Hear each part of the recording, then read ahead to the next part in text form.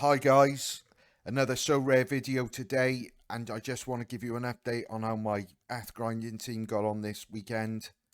And I want to reiterate, you do not have to be spending thousands of pounds to get an ETH grinding team together, which will hopefully return you ETH most game weeks.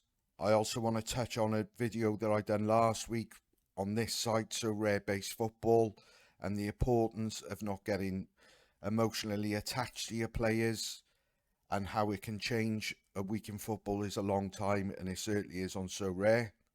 So as you can see, this game week, my players hit 287, which is the higher threshold. Obviously used a common goalkeeper, and there's my four outfield players. I had to buy Barrios a forward because my striker who plays in China didn't have a game. Lozano's fucked off to Uruguay. I'd already bought a Costa for 30 odd quid, so he went in there.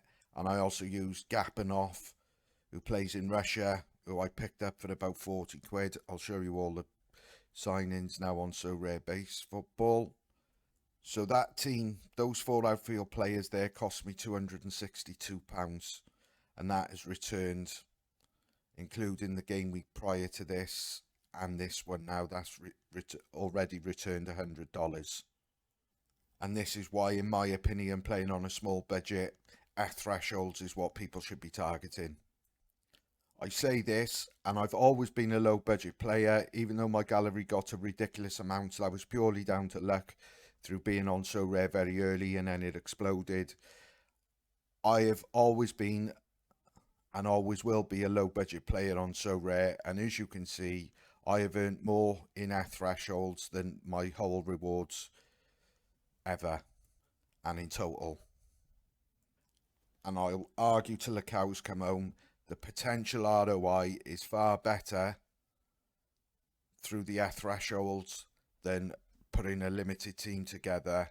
Unless you've got thousands of pounds to spend, the likelihood is you're going to be winning tier 3s that's not worth much at all.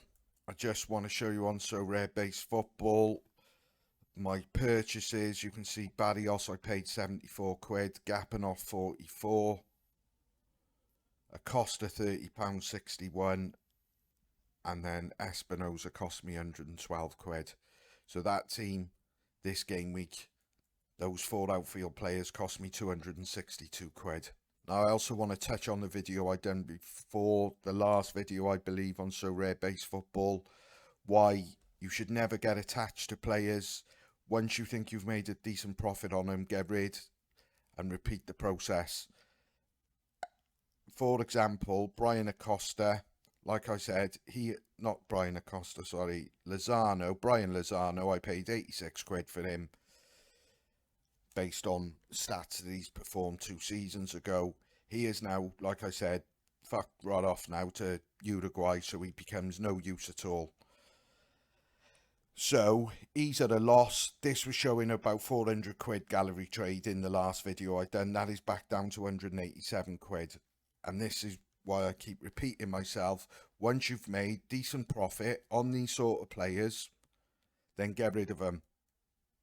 Because the likelihood is they're cheap. They're at the cheap end because they're not consistent enough to be banging 60s, 70s in every week. So once they've had a bit of good form and their price goes up, sell, and then look for someone in that ilk that you can do it again and just keep flipping them. Now the key thing to remember now with the ETH grinding teams, I believe game week 291 is going to be the last week that you can use a common goalkeeper. So my plan is to buy a cheap young goalkeeper in the hope that he'll start in a season or two, and just hope my four outfield players can at minimum hit 205 points to earn me $25 every game week. So my plan going forward is to bank enough ETH now to obviously go and buy a rare goalkeeper. It's not going to be an expensive one. 30-40 quid is the maximum I'll be looking to spend. And then I'm either going to be banking this ETH up, and eventually I want 4 top players. I say top players, I want 4 good players who will hit me 50-60, because without your goalkeeper scoring, that's what you're going to need to be having to hit the higher thresholds. So that's my aim. However, if I was to use these 4 players and they were to hit me the lower threshold most game weeks, bearing in mind they only cost me 260 odd quid, I will return that very short, or in a very short space of time. Like I say, the key is research, gapping off. For example, 40 quid for a centre half who's going to play most game weeks is excellent value in my opinion. A Costa, 30 quid, daylight robbery. I've noticed he started taking the corners for Colorado. He had an assist wiped out on the weekend because he took a corner and then there was a foul and they scored, but it didn't count.